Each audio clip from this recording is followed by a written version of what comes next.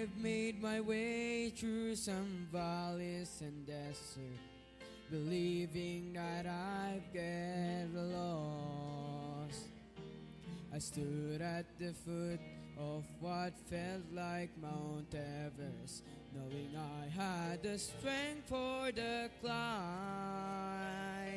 'Cause through every trial, each test and temptation, one thing is sure every time. Over and over, again and again, God is faithful.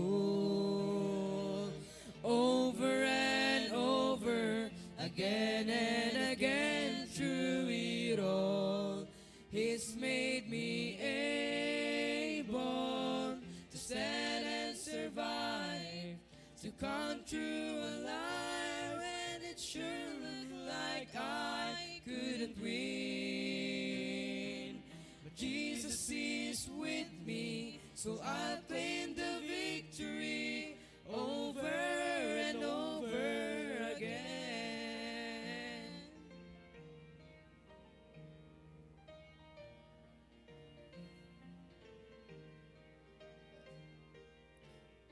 Ask me why, I have no hesitation. God does what He says He will do.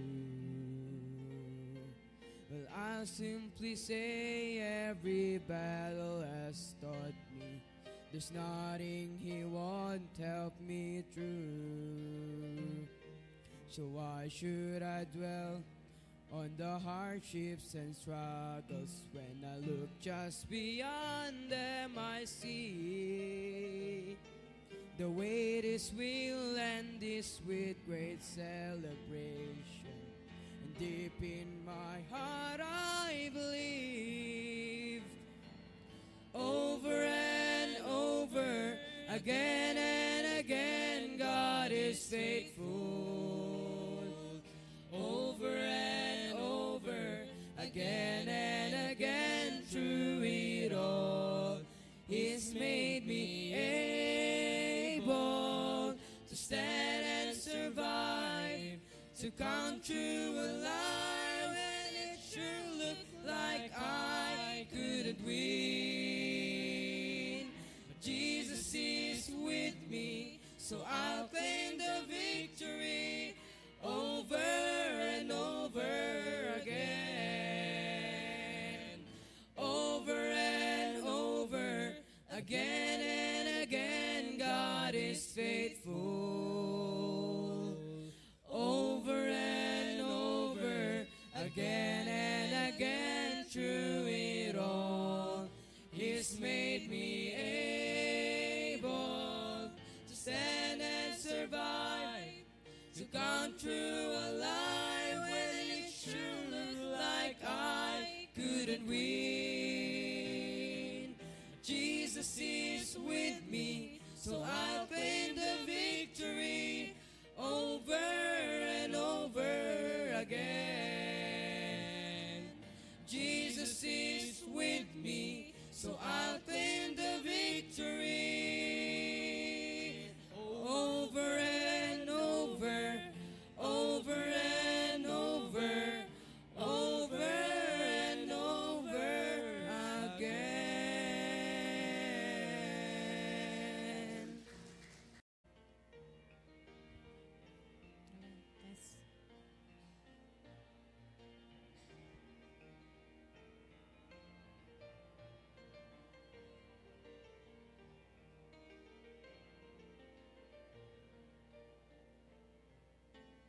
It is hard to understand God's purpose in our lives.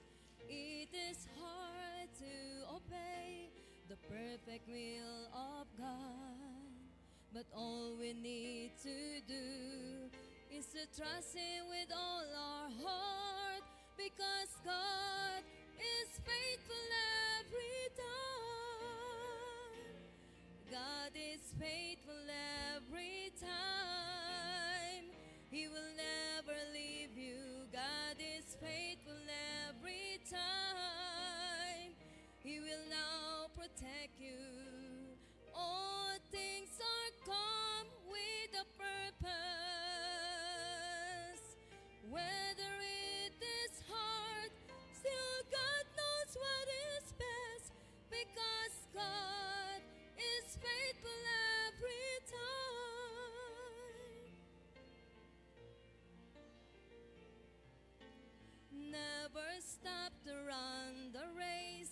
God has set before us. Do your best to reach your goal, and God will take the rest. Lay aside your burden at His feet, because God is faithful every time. God is faithful every time. He will never leave you. God is faithful every time. He will now protect you. All things are come with a purpose. Whether it is hard, still God knows what is best, because God is faithful every time. Whether it is hard, still God knows what is best, because God is faithful every time. God is faithful every time.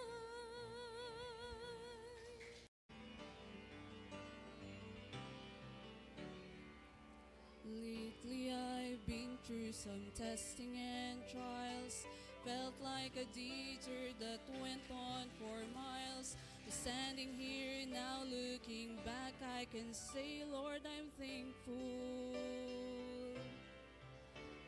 Some storms I thought I would never survive, but here I am feeling so strong and alive. The darkness is past and the morning is bright, and I'm thankful.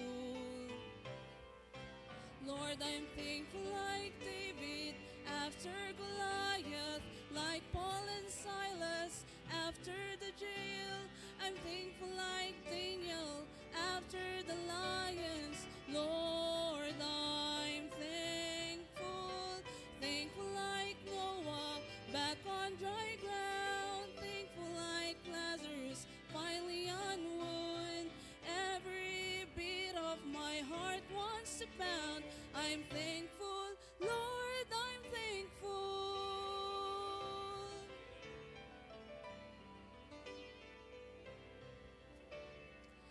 I battled giants of failure and fear, shadows of doubt where my hope was unclear. But all along, Lord, you were hovering near, and I'm thankful. All the sins of my past were a thundering roar that echoed the guilt that I could not ignore. But it's nailed to a cross, and I hear it no more, and I'm thankful.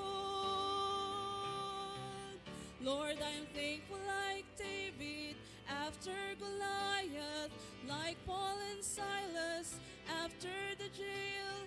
I'm thankful like Daniel after the lions. Lord, I'm thankful. Thankful like Noah back on dry ground. Thankful like Lazarus finally on wood. Every beat of my heart wants to pound. I'm thankful, Lord, I'm thankful. Thankful like Noah back on dry ground. Thankful like Lazarus finally on wood. Every beat of my heart wants to pound. I'm thankful, Lord, I'm thankful. I'm thankful, Lord, I'm thankful.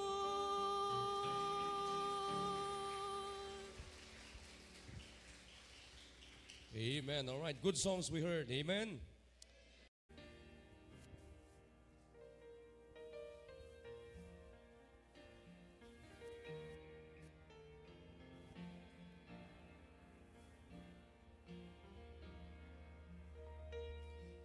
When the hurt goes deeper than the deepest place your heart has ever known. When you're standing in your darkest trial and it seems you're standing all alone. When the tears fall down like bitter rain and you're wondering if the sun will shine again.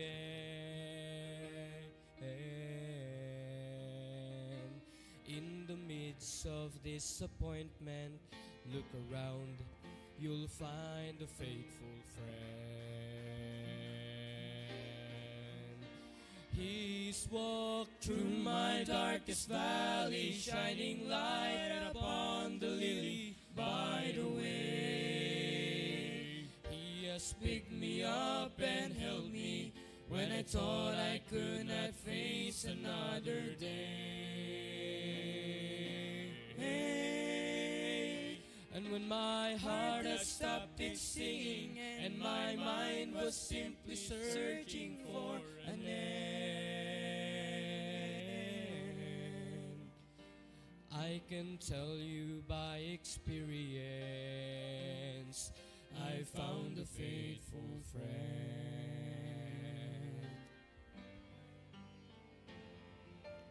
Jesus is a friend that sticks closer than any brother ever can.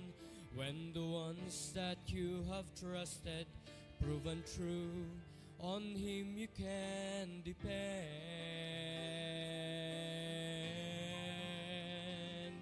He will never fail or let you down, and His love will help the broken heart to mend.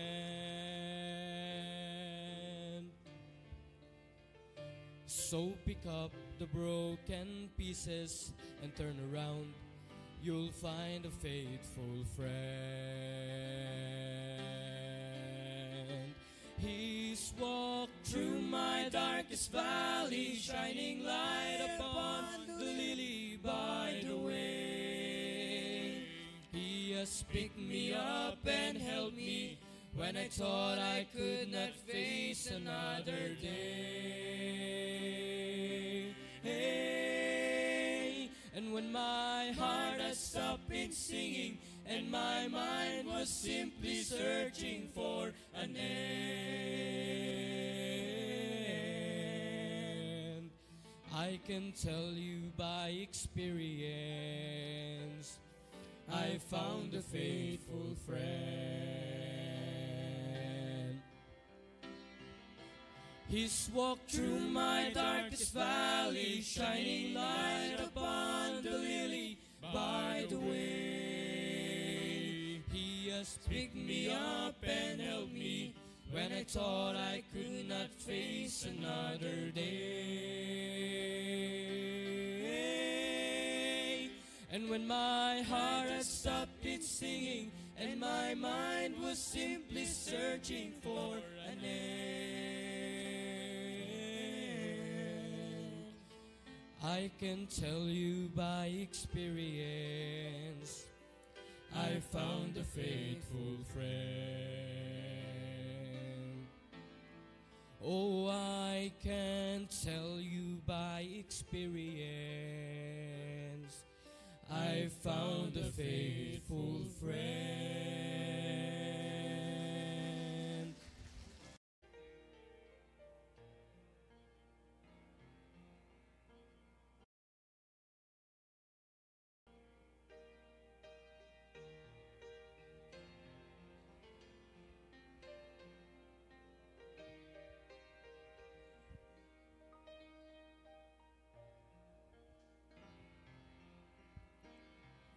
I feel the touch of hands so kind and tender.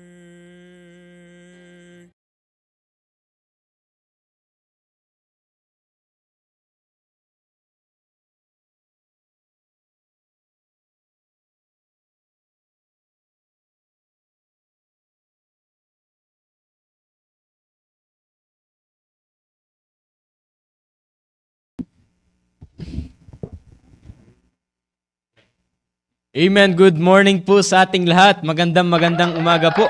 At muli kami po ay nagbabalik every Tuesday. Kami po ang inyong host, ang Next Generation. Ayan, wala pa yung aking kasama pero susunod. Ayan, magandang umaga po sa inyo pong lahat. Thank you po sa maagang gumising.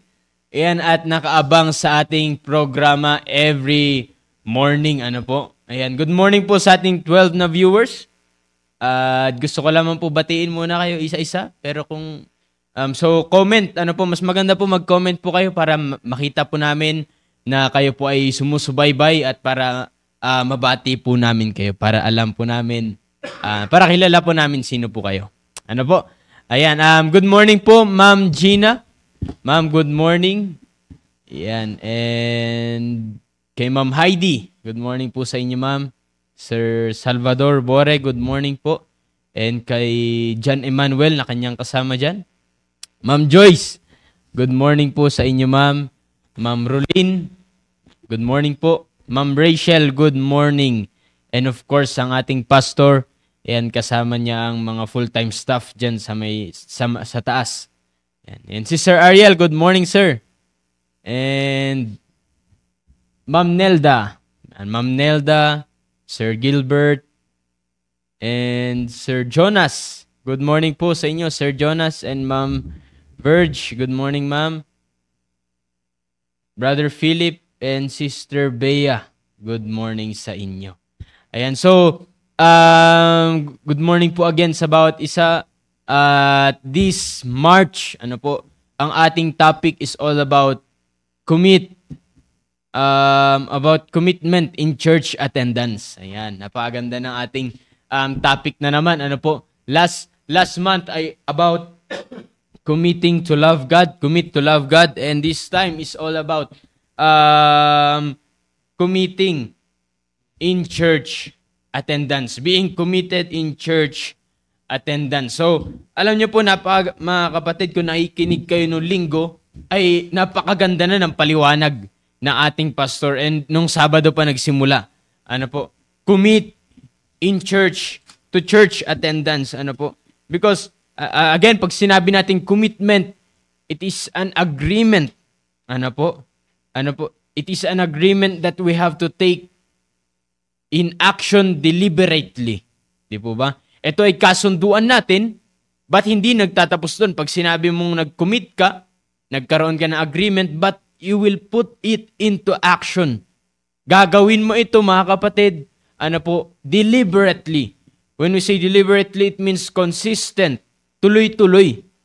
Walang patid, walang tigil. And this time, ang ating pong pag-uusapan is to commit in church attendance. Commit in church attendance. So, dito po tayo sa Hebrews chapter 10 in verse number 25. Ang sinasabi po ng Bible, not forsaking. Ayan, makikita niyo po yung first two words, at yan ay pinaliwanag na ng ating pastor, not forsaking. Huwag kakalimutan, huwag kakaligtaan. Ano po yung dapat hindi natin kakaligtaan at hindi natin pababayaan, mga kapatid? The assembling of ourselves together. Yan. Tandaan po ninyo, mga kapatid, pag tinanggap natin ang Panginoon Kristo, tayo ay kabilang sa pamilya ng Panginoon. And salamat sa Panginoon dahil hindi lang tayo niligtas, dinagdag sa family ng Panginoon. But meron tayong simbahan. Alam niyo po that a church is a blessing. Maraming nagsasabi na anak sila ng Diyos pero wala simbahan. It is one thing to be a member of the family of God. But it is also another thing to be a member of the body of Christ. Maging miyembro tayo ng simbahan ng Panginoon. And mga kapatid, sabi ko nga po, blessing na tayo ay miyembro na simbahan ng Panginoon. And alam niyo po, pag tayo ay kabilang sa pamilya ng Panginoon, ang sabi ng Biblia, meron tayong kasunduan. Meron tayong kasunduan. And isa po sa ating kasunduan is yung ating tinatawag na church attendance, na kinakailangan every church services na ating pinagkasunduan as a church ay kinakailangan nandyan ka. Kinakailangan hindi mo kakaligtaan, hindi mo kakalimutan, hindi natin papabayaan. Kaya yung sinasabi ng Bible that we must not forsake the assembling. Yung pagtitipon natin, yung pagkakasama-sama natin. Di ba? Nakakalungkot naman sa atin mga young people, mas gusto nating kasama yung mga hindi makadiyos o na tao o na kaibigan natin kaysa yung ating mga kaibigan dito sa simbahan. Di po ba? And sabi ng Bible, as the manner of some is, yun nga, na katulad sa ginagawa ng iba. Maraming gumagawa. As the manner of some is. Manner, di ba? Nakasanayan na mga kapatid. Ginagawa na ng palagian. And kaya nga sabi ng Bible, we must not forsake. Huwag niyong kakaligtaan, hindi po dapat natin pwedeng iwanan, kalimutan yan. Kaya nga mga kapatid, sabi nga ng ating pastor, we have to commit our time in church attendance. Not only that it will help us to get closer to God, pero ito talaga yung pinakadaan kung paano tayo ilalapit sa Panginoon. Not only that it will help us, but it is the main thing that will make us get closer to God. Ano? Bakit hindi tayo makapag-commit sa Panginoon? Dahil sa iba pa tayo merong commitment. Sa iba pa tayo naka-agreed. Ayan. Pag sinabi natin commitment again, meron tayong kasunduan na dapat nating gagawin consistently. Pero bakit hindi po tayo makapag-commit sa Panginoon? It is because meron pa tayong agreement. Saan? Sa isang bagay. Sa ibang bagay. Ano? Dalawa lang po, lagi yan. Naririnig nyo po sa ating pastor, sa mga nagsasalita po dito lagi, pag hindi sa Panginoon, saan? Of course, sa dyablo. Ano? That's why we have to learn, especially tayong mga young people, maraming humahadlang kung bakit hindi tayo makapag-commit sa Panginoon, especially ngayon, yung ating pinag-usapan all about church attendance. Bakit sa atin mga young people, hirap tayo na pumunta sa simbahan? Di ba? In which hindi dapat maging mahirap sa atin bilang mga anak ng Diyos. Di ba? Normal dapat sa atin. Pero bakit mahirap? Di ba? At nga, wala na tayong halos oras para sa Panginoon sa pagpunta sa simbahan. It is because sa iba pa tayo nakakumit at hindi sa Panginoon. Ano? That's why we have to learn. We have to check our commitment kung tayo ba ay nakakumit sa world. Oh. At hindi tayo nakakumit sa ating Panginoon. Kaya makikita natin, di ba? Sabi ng Bible, 1 John chapter 2 in verse number 16, love not the world, neither the things that are in the world. Sige po, buksan na lang natin. Kasi ito po yung nagiging kalaban natin, tayo mga young people, Ito yung kalaban natin, bakit hindi tayo makapag-commit sa pagpunta sa simbahan. Ano yung kalaban natin, bakit hindi tayo makarating sa church? Di ba? Bakit wala tayong pagpapalaga sa pagpunta sa simbahan? Sabi ng Bible, love not, verse 15, love not the world, neither the things that are in the world. If any man love the world, the love of the Father is not in him. Di po ba? Napakaliwanag. Sabi ng Biblia, pag mahal mo ang sanlibutan, wala sa iyo ang pagmamahal ng Diyos. Di ba?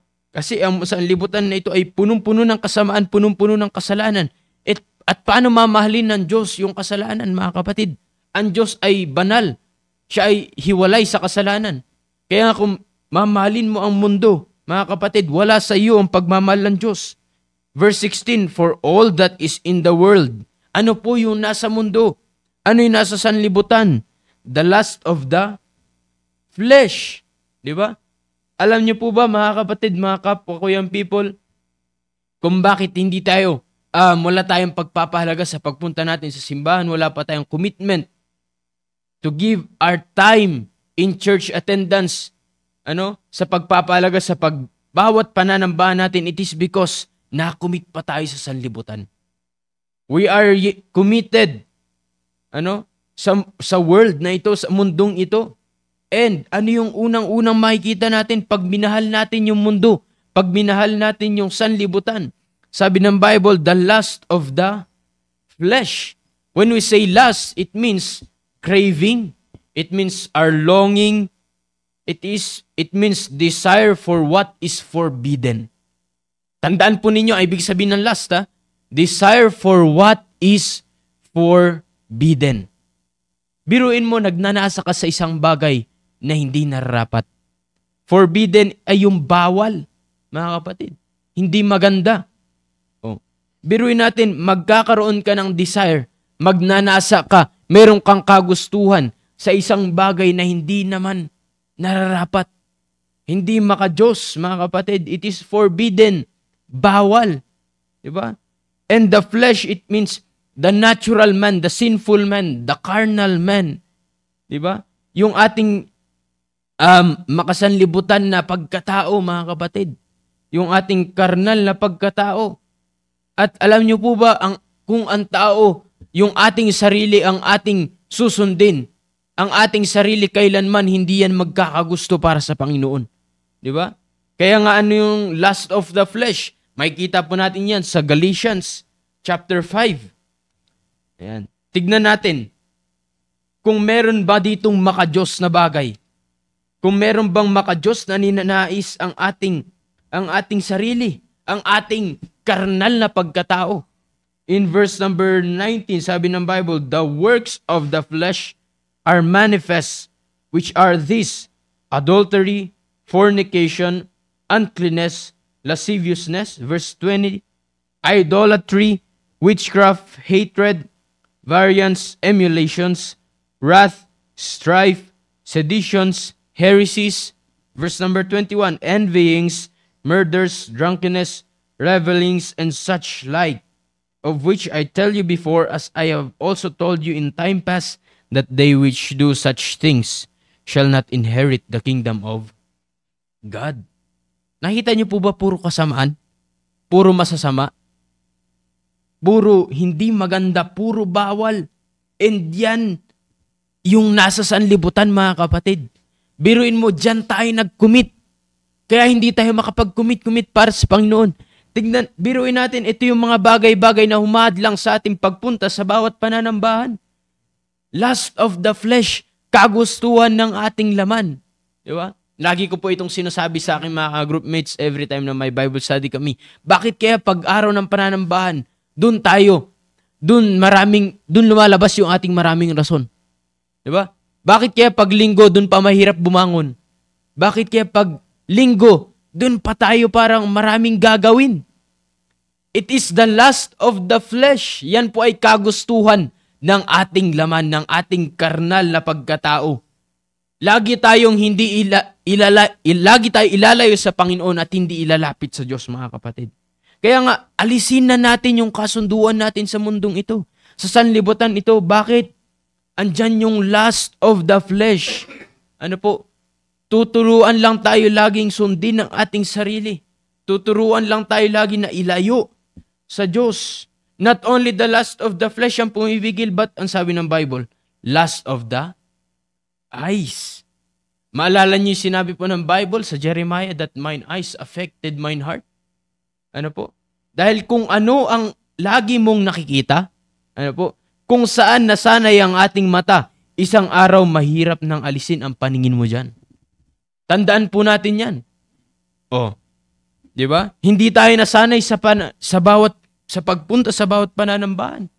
Hindi nasanay yung ating paningin, yung ating pananaw sa maka-Diyos na bagay.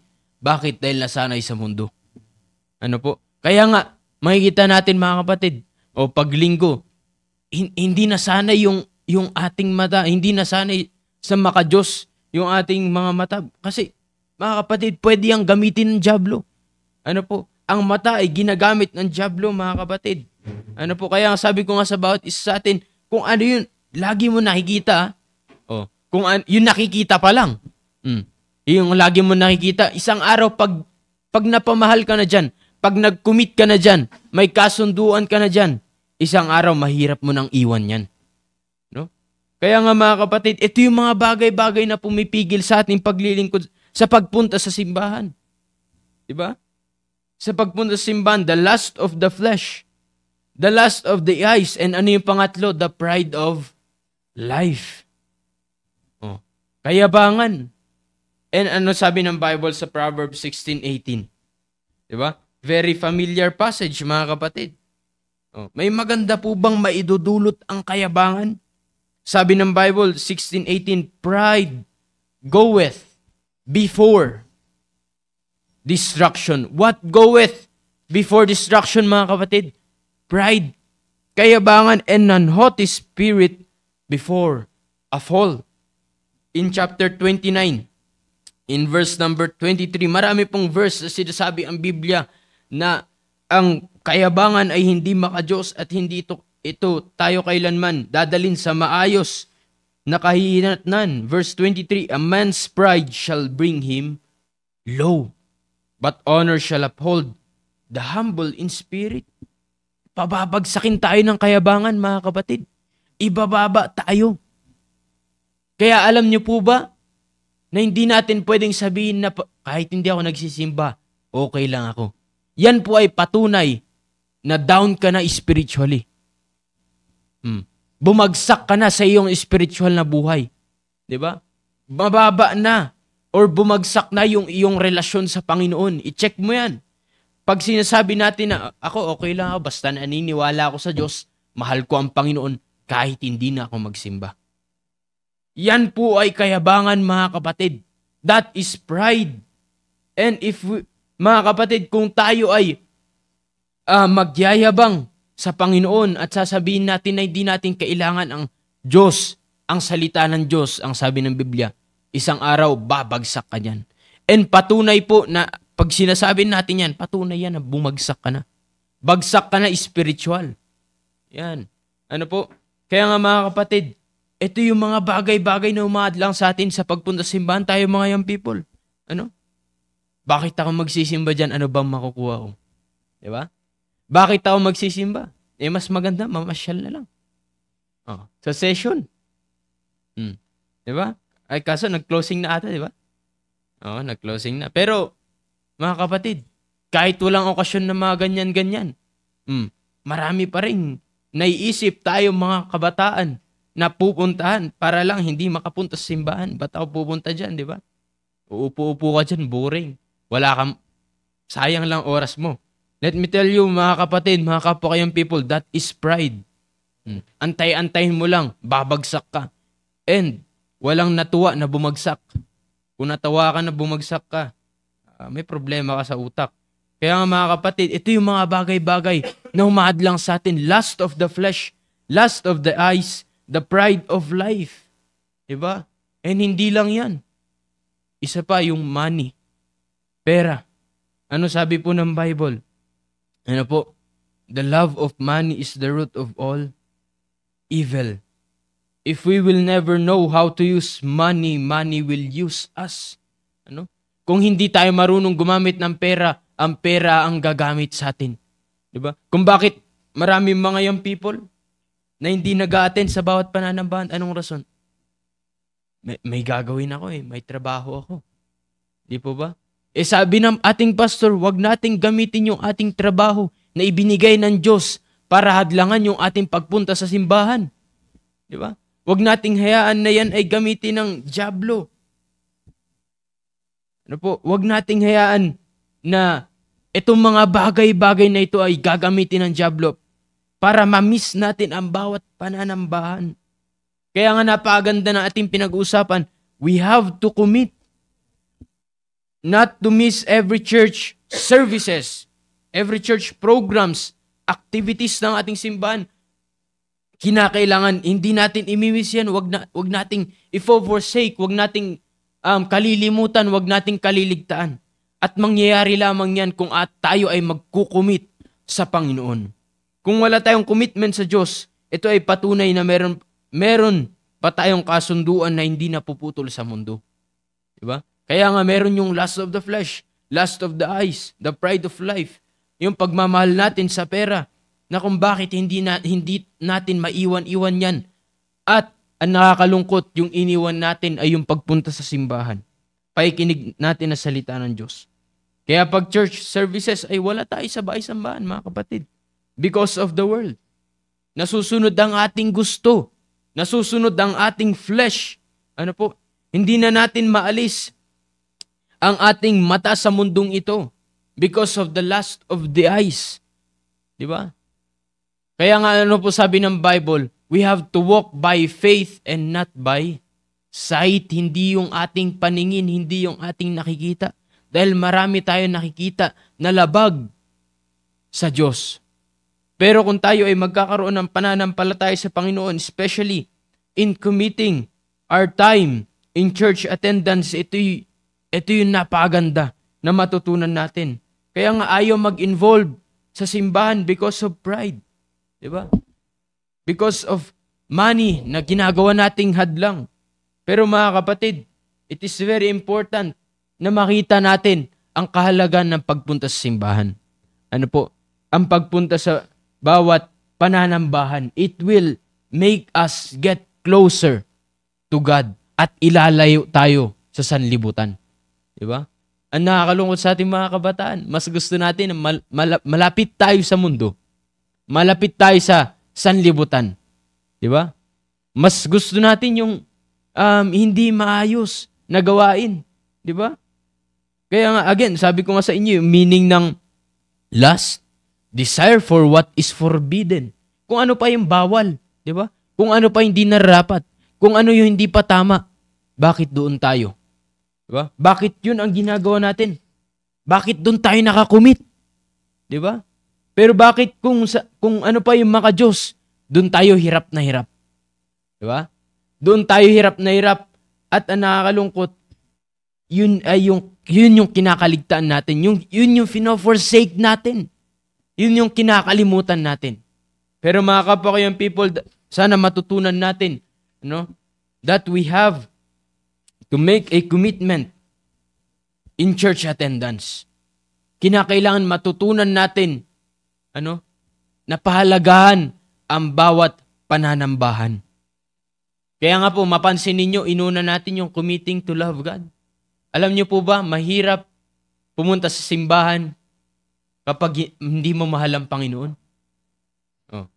Kaya nga sabi ng Bible, love not the world. Kaya nga mga kapatid, alam niyo po ba patunay kung bakit ang patunay na mahirap ay ang patunay na meron tayong problema sa ating pagmamahal sa Diyos? Hindi ka pumupunta sa bawat pananambahan.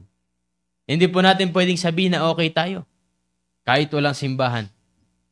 Kaya po tayo walang simbahan, patunay yan na hindi ka okay. Hindi ka ayos sa Panginoon. Kaya mga kapatid, we have to love God. Matutunan natin mahalin ang Panginoon and commit our time in church attendance. And wala tayo ibang binibigay dito sa simbahan kundi salita ng Diyos. Di po ba? Kung nakikinig tayo, ano bang pinag-uusapan natin dito? Puro naman maka-Diyos mga kapatid Salita ng Diyos. At ang salita ng Diyos, ito lamang yung maglalapit sa atin para sa Panginoon. At ilalayo tayo sa lust of the flesh, the lust of our eyes, the pride of life, at sa pagmamahal sa pera, mga kapatid. At lalo tayo ilalapit sa Panginoon. That's why we have to commit to church attendance. We must commit not to miss every church services. Huwag po nating hayaan na gumamit ang dyablo ng kung ano-anong bagay, kung ano-anong rason, para ito po'y maging hadlang sa ating pagpunta sa bawat pananambahan. Ano po? That's why we must not forsake the assembling of ourselves together. Yan po yung mga bagay-bagay na nagiging hadlang. Kaya nga nasa sa atin, kung hayaan natin, hadlangan yan ang ating sarili para hindi tayo makapunta sa bawat pananambahan. Ano po? Marami tayong mapag-uusapan, patungkol sa bagay na ito. Pero yun lamang po ang gusto pong ma-share. Huwag nating hayaan yung mga bagay na yan, mga kapokayang people.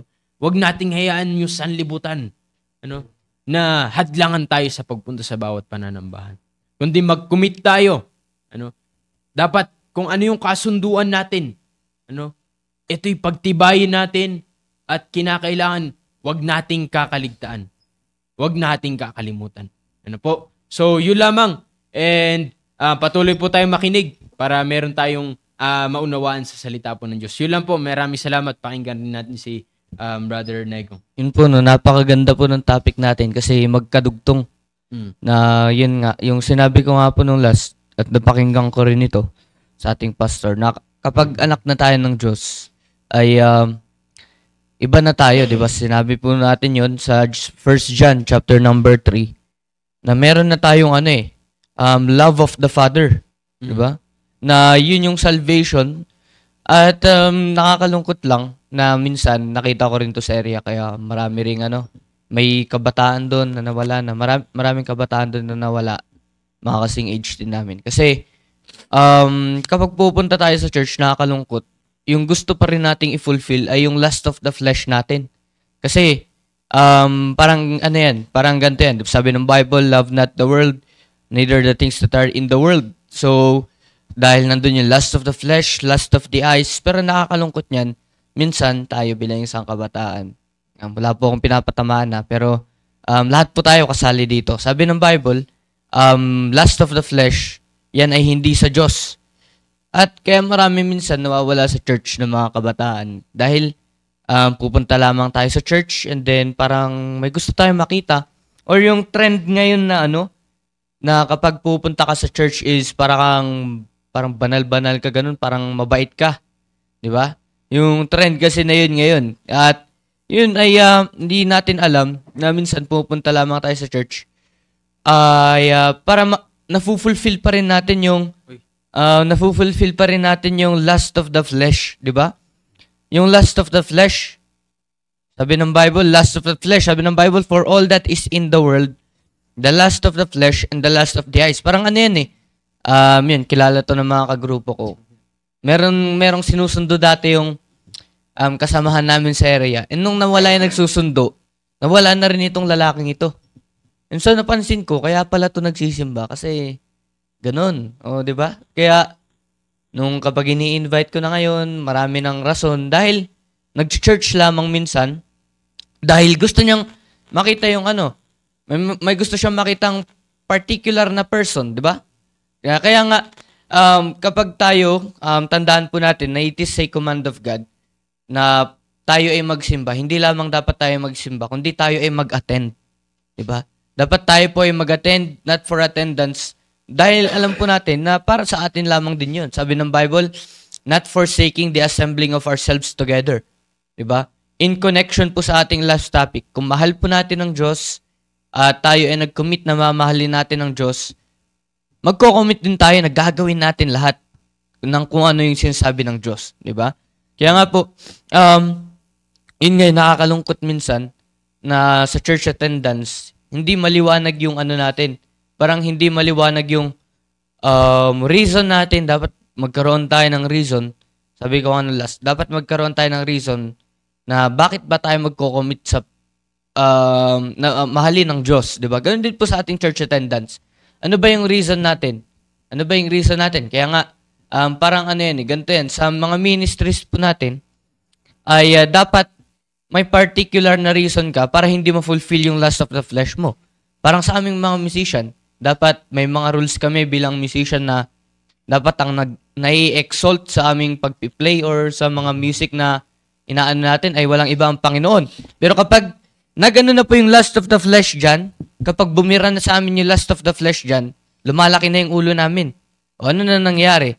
Nagpi-play kami for self-exaltation. Ganun din po. Sa church attendance, dapat we need to have a particular reason na nandito tayo sa church, not because dahil sa lust of the flesh, but to fulfill kung ano po yung sinasabi ng Word of God. Amen. Diba? Para ma-fulfill po yung sinasabi ng Word of God. Dahil sabi ng Bible, not forsaking the assembling of ourselves together. Diba? Not forsaking. Bakit? Sabi ng Bible, kasi kagaya rin lamang din tayo ng iba. As the manner of some is. Ano po yung some na yun? Diba? Ano po yung some na yun? Yun yung mga nag-church at yun lamang, minsan lalabas, minsan mawawala. Dahil nga po, ay wala silang maliwanag na reason kung bakit sila nandito sa church, kung bakit po sila nag-a-attend. Ganun po dapat. Hindi po natin mawalain na nandito po tayo sa church para makinig tayo ng salita ng Diyos. Bakit tayo makikinig ng salita ng Diyos? Hindi para i-credit natin yung pastor, hindi. Para rin po sa atin 'yon, 'di ba? Para rin po sa atin 'yon. At hindi natin sinasabi na parang parang tayo yung kailangan ng pastor. Hindi po. Tayo po yung nangangailangan sa sinasabi ng pastor natin at dahil yun ay salita ng Diyos. Kaya nga po, tandaan natin Yun nga lang yung gusto kong i-point ngayon na yung lust of the flesh, 'di ba? Yung lust of the flesh. Kasi nakakalungkot, marami po talagang nawawala lalo na sa ating mga kabataan dahil nagsisimba lamang ay dahil may gusto lang makita ba? Kaya nga meron yung isang kabataan sa area namin na tuloy-tuloy na nagsisimba. Aba, kaya pala. O, nalaman ko, kaya pala. O, di ba? Kaya pala lagi na nagsisimba. O. At ano na mangyayari kapag wala na yung rason niya? Di ba? Ano na mangyayari kung wala na yung rason niya? Na kung bakit siya nagsisimba? Na yun lamang ay nagfulfill ng lust of the flesh. Di ba? Kaya nga po, dapat maliwanag sa atin yung reason natin na nagsisimba lamang po tayo. Wala nang ibang rason, kundi para tayo makapakinig ng salita ng Diyos. Kaya sinabi ng Bible, not forsaking the assembling of ourselves together. Diba? Huwag nating kaligtaan yun. Dahil kailangan natin yung salita ng Diyos. At kaya minsan, hindi po tayo nakakapag-commit or hindi tayo nagiging committed sa church attendance. Dahil nga po yun. Diba? Dahil po sa lust of the flesh. Diba? Sabi ng John, for all that is in the world, sinabi ko po ito sa inyo nung last, bakit po tayo mag-i-invest on something? Bakit tayo magmamahal ng bagay na sinasabi ng Bible na the world passeth away, na temporary lamang. At yung mga command ng Diyos ay, yung church attendance, hindi po natin alam yan, ay investment po natin yan sa langit, di ba? Investment po natin yan. O, di ba? Nakakapagpakinig tayo ng salita ng Diyos, ano yung magiging resulta nun? Magta-tithes and offering tayo, di ba? Mag-social winning tayo. Kaya nga po sabi ng Bible ay, for all that is in the world, the lust of the flesh, the lust of the eyes. Di ba? Lust of the flesh, lust of the eyes, yung cravings ng flesh mo, yung lust of the eyes, yung gusto mong makita ba? Ganon. Sabi nga ni Brother Mishak, mahirap mo nalisin yung mata mo sa bagay na sinanay mo na tignan, di ba? Parang kaya nga po, nakakalungkot sa atin bilang isang kabataan na ngayon pa lang, ay ayusin na po natin yung rason natin kung bakit tayo umattend sa church. Dahil, mawawala po talaga tayo kapag yung reason natin ay hindi spiritual, kundi carnal, di ba? Kaya nga, nakakalungkot lamang na parang ganun na ba? Parang ganun na. Minsan naman, ay may mga umattend dahil lang po, personal ko lang to, na na-observe ko lang din. Minsan may mga umattend, may mga ministry sa church. Para lamang sabihin nandun sila dahil nasa ministry sila, ganun. Para lamang magawa nila yung ministry nila, mali po. Diba? Secondary na lamang, lalo na sa atin mga musicians, secondary na lamang yung music sa church. Hindi po yan yung major thing. Diba? Sabi nga ng ating pastor, pwede siya mag-preach. O diba? Yung Old Testament church nga hanapin niyo po dyan kung kailan sila nag-play ng instrument. Wala, diba? Oo. Ganon din po sa atin. Dapat maging maliwanag yung kung bakit ba tayo nag-church. Hindi dapat maging rason natin na hindi kasi nagpi-play kasi ako ng ganito. Hindi po. Dapat dahil para makapakinig pa rin tayo ng salita ng Diyos. Diba? Sabi ng Bible ay lust of the flesh, lust of the eyes, and the pride of life. Diba? Yung pride of life. Yun na po yung sinasabi ko kanina na para sabihin ng mundo na banal ka, mabait ka, di ba? Para makita kanila na para bang iba ka sa kanila. Hindi po. Yes, iba po tayo sa kanila dahil ligtas tayo. Pero kaya po tayo nag-church para may pakita natin sa kanila kung ano din yung dapat nilang gawin. Ganun din po sa atin. Kaya nga, dito po sa not forsaking the assembling of ourselves together, wala nang ibang magbe-benefit niyan, kundi po tayo. Diba? Wala na pong ibang magbe-benefit niyan, kundi tayo. Dahil nga, matututo tayo. Sabi ng Bible, not forsaking the assembling of ourselves together. Bakit? Yan. Sabi ng Bible, exhorting one another. Dito tayo nag-exhort. Diba? At dito natin gagawin yung mga bagay na pinapagawa sa atin ng Panginoon. Pero, yung topic po natin ngayon, ayusin po muna natin yung rason natin. Bakit ba tayo nag-church? Bakit ba tayo nakikinig ng salita ng Diyos? Ayun, hindi para makita yung ganun. Kaya nga po, napakaganda nun. Kaya nga yung isang kabataan, nag-observe dun sa choir. Kasi may gusto makita. Tapos nung wala na, nag-break na sila, hindi na nag-observe. Yun, nakakalungkot ba?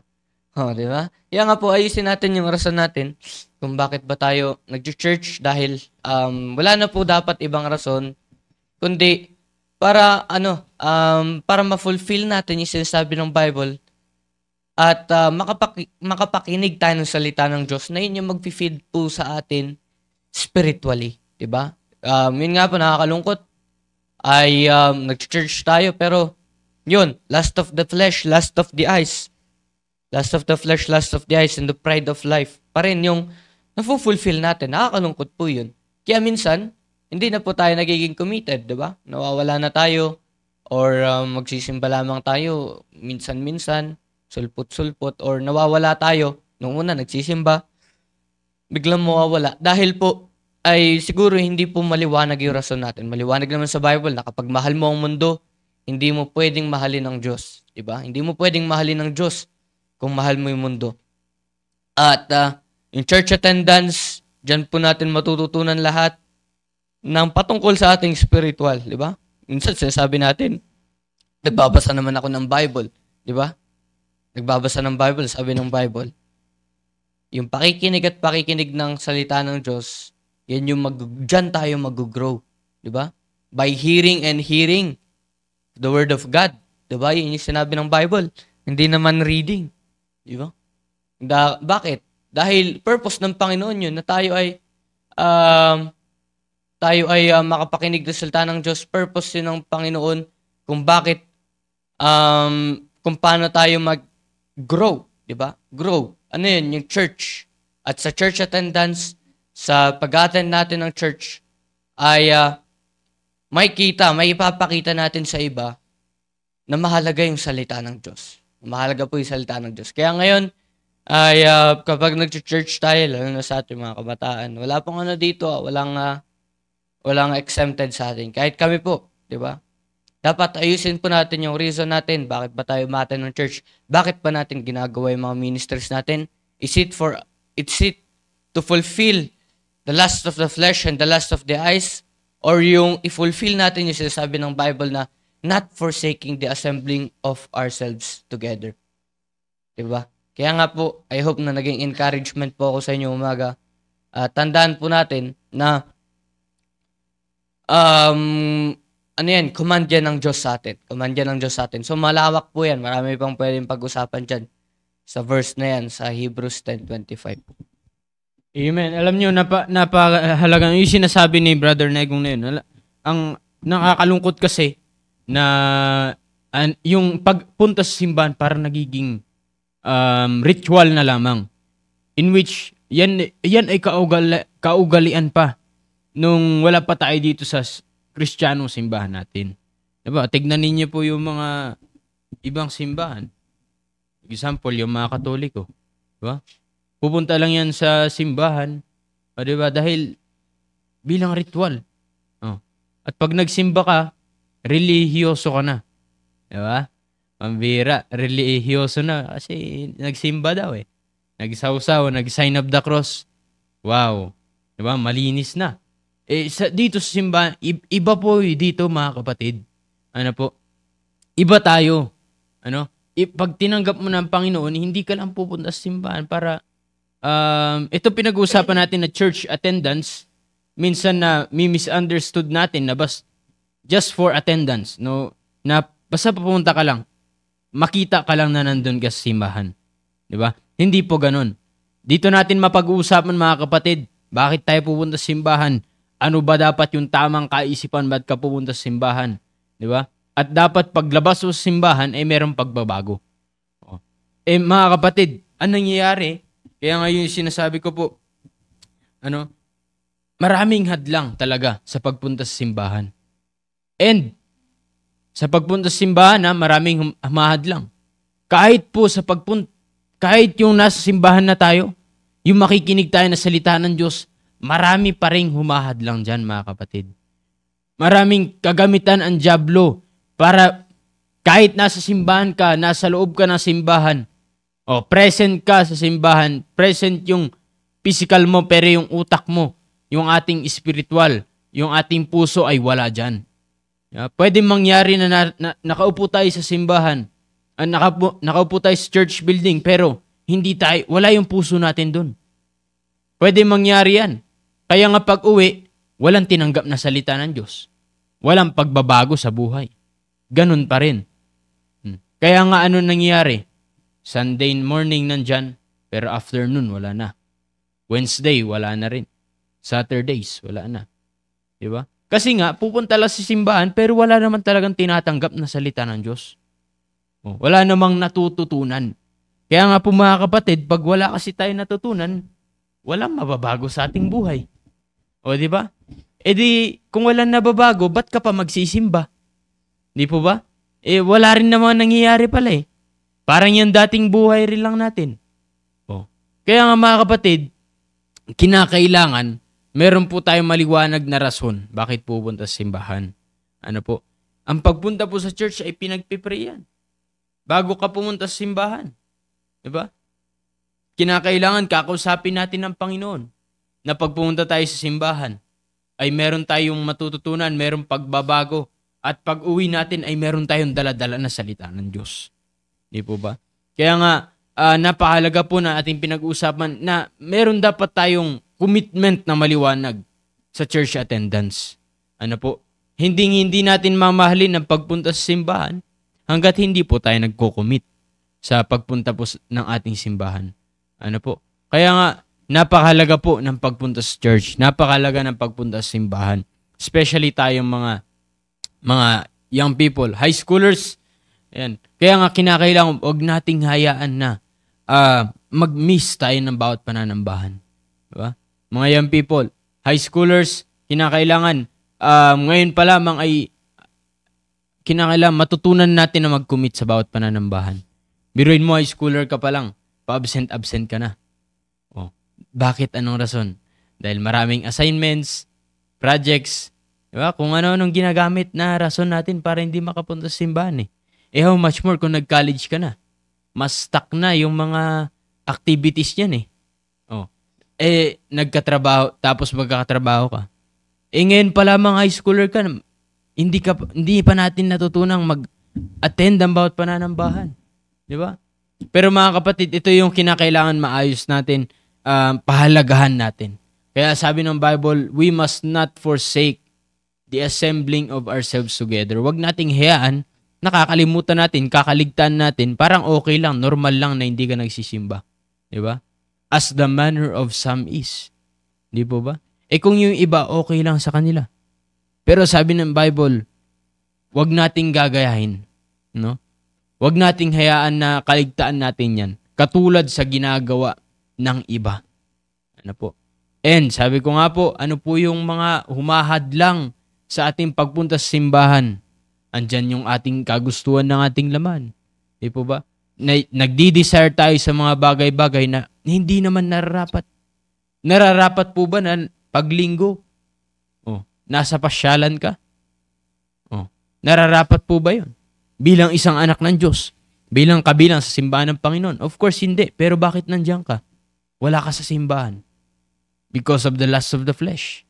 Mga kapatid, lust of the eyes, the pride of life. Nararapat po ba na ipinagpapalit natin ang pagpunta sa simbahan sa mga ibang trabaho, sa ibang gawain? Hindi po pwede yun. Pero bakit ginagawa natin? Because of the world. Because of the lust of the flesh, mga kapatid. Na humahad lang sa pagpunta natin sa bawat pananambahan. Kaya nga mga kapatid, kinakailangan matutunan po natin na ipaglaban ang bawat pananambahan natin, makita natin yung kahalagan kung bakit po tayo pupunta sa simbahan. Ano po?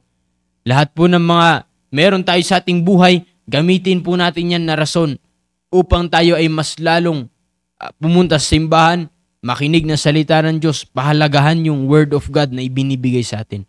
Huwag nating hayaan na yung mga bagay sa ating buhay ay maging rason. Ano po?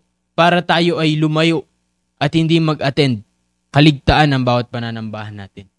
Ano po? Kaya nga, napakahalaga na mag-commit po tayo sa church attendance. It is very important to commit. Ano po? Na tayo ay hindi mag-miss sa bawat pananambahan. It takes commitment, mga kapatid. Hindi po magic. Yung biglaang faithful ka na nag-a-attend sa simbahan. Wala pong ganun dito sa atin. Ano po, marami na magaling sa una, pero habang tumatagal ay nawawala. Ano po, kaya napahalaga na maunawaan po talaga natin. Kaya ito, pinag-uusapan po natin na we have to commit in our church attendance. Ano po, kinakailangan maging maliwanag po yan sa atin. Ano po. Kaya every morning, ito po yung pinag-uusapan at maririnig po ninyo at malawak na usapin ito at naniniwala po ako na mabibless pa tayo lalo sa ating mga maririnig. Ano po? Kaya bukas po, midweek service natin. Ano po? Dito natin i-apply yung ating mga naririnig. All about commitment sa ating church attendance. Sino po susundin natin? Yung ating sarili ba? Or yung ating kasunduan natin para sa Panginoon? Ano po? Piliin natin na maayos. Pag-isipan natin na maayos, mga kapatid. Ano po? Kaya sa lahat po ng mga nakikinig, maraming salamat po sa inyong patuloy na pagsubaybay. And of course, meron tayong mga live audience dito. Ito po yung mga full-time staff natin dito at isi-share rin naman nila yung kanilang insight mula sa ating topic sa umaga po ito. And i-share rin nila ano yung kanilang mga natutunan sa umagang ito. Ayan, okay, sige. Unahin natin dito.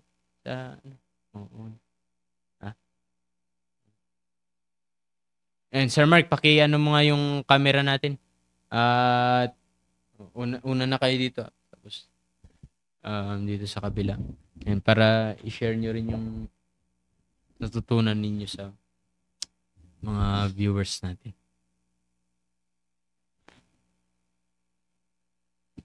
Sige.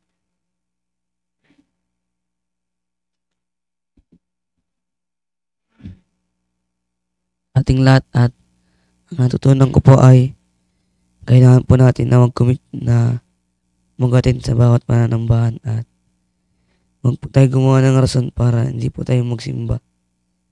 At dapat pang una nating minamahal ang Diyos.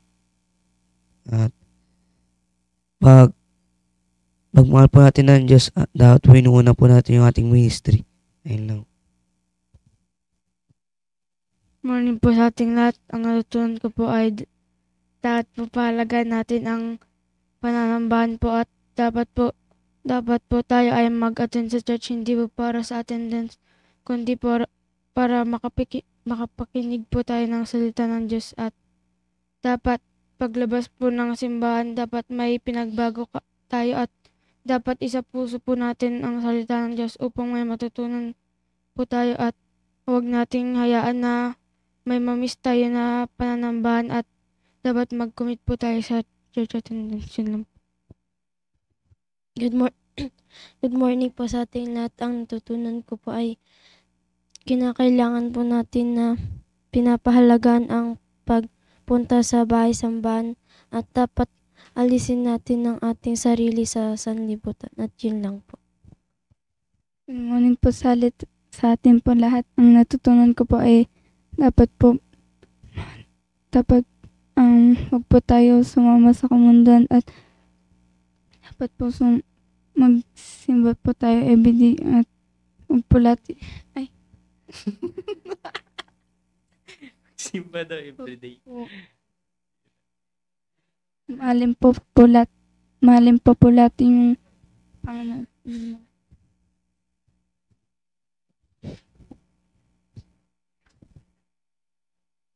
Lapit mo.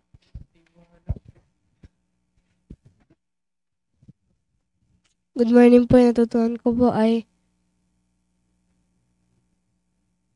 dapat po pahalagaan natin yung ministry natin. Dapat magsisimba po tayo. Hindi po dapat sa church attendance kundi dapat dahil para po may matutunan tayo at para po may pagbabago.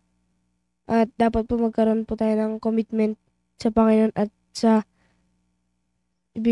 mag-commit po tayo sa Panginoon na sa ating church attendance. Yun lang po. Natutunan ko po dapat mag-commit po tayo sa ating church attendance at dapat pag magsisimba po tayo, pupunta tayo sa church, huwag po nating sundin yung ating sarili dahil pag sinunod po natin ang ating sariling ating sarili ay ito lalabas yung lust of the flesh. Yan. Tatama rin magsimba kasi yun yung yung lust of the flesh yun yung nagkokontra sa atin para gumawa ng para sa Panginoon. Kaya lang po. Ang natutunan ko po ay pag wala po tayong commitment sa Panginoon, meron pa po tayong kasunduan sa mundo at pag tayo po ay nag-commit na mahalin ng Diyos at mag-commit din po tayo na sundin ng Panginoon at dapat meron po tayong malinaw na commitment sa church attendance. Yun lang po. Amen, amen. Thank you. And salamat sa inyong mga natutunan. Yan. Kaya every church services natin, doon tayo magsisimba. Yan. Sa kasunduan natin sa Panginoon. Pero matindi yan, deboto yun. Yung araw-araw. Hindi, sa bagay, dito naman yan nakatira. Yan. Anyways, maraming salamat po sa lahat na nakinig sa umaga pong ito. And sa mga hindi namin nabati. Yan, si Brother Alfred Chong. Yan, good morning. Bira. Si Ma'am Annie. And si Sir Ariel. Nabati pala namin. Si Ma'am Beth.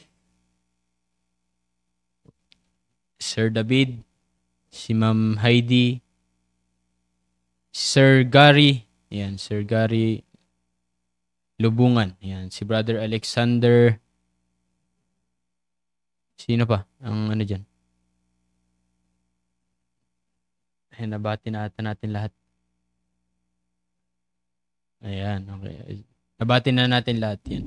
Pero yung mga hindi namin po nabati, pero nakikinig po kayo, ay salamat pa rin po sa inyo pong pakikinig at pagsubaybay sa ating programa. At wala na siguro kami nakalimutan. Maraming salamat po sa lahat at patuloy niyo pong sama sa panalangin ang mga ating church, and especially yung mga commitments po dito sa ating simbahan. Yung pinagpe-pray natin na lahat ay makuha natin para po sa ikalalaki at ikalalago pa ng ating simbahan. So isama natin sa prayer yan.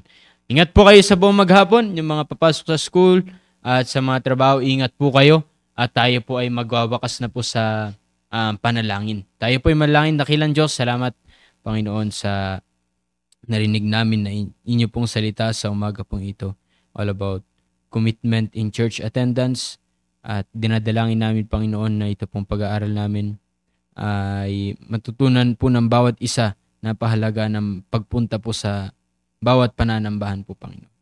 Kaya dinadalangin namin Panginoon sa bawat pananambahan naming kasunduan, kami po ay magkasama-sama dahil kami po ay merong commitment po para po sa inyo. At muli Panginoon, sa buong maghapon, kayo po mag-ingat sa bawat isa.